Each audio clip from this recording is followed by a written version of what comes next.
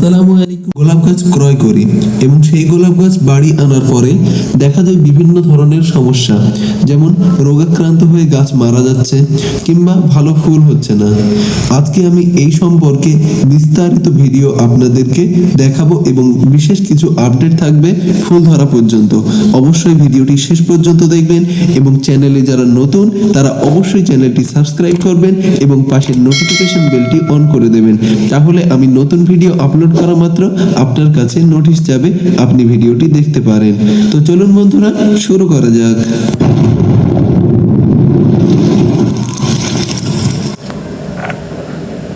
বন্ধুরা, এখানে দেখতে পাচ্ছেন আমি একটা সাদা গোলাপের গাছ কিনেছি। এই গাছের প্রথমে করতে হবে কি, কোনো কুড়ি বা কোনো ফুল থাকলে সেটাকে কেটে ফেলে দিতে হবে।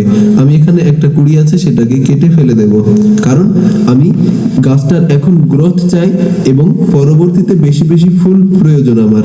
এজন্যই আমি কুড়ি বা ফুল থাকলে সেটাকে কেটে ফেলে দেব। দেখুন, এই কুড়িটা আমি কেটে ফেলে দিয়েছি এবং পরবর্তী আপডেটে আছে একটা কুড়ি কাটার জন্য এই গাছটিতে 4টি ফুল হয়েছে। আপনারা অবশ্যই প্রথমে দেখেছেন এই একই গাছের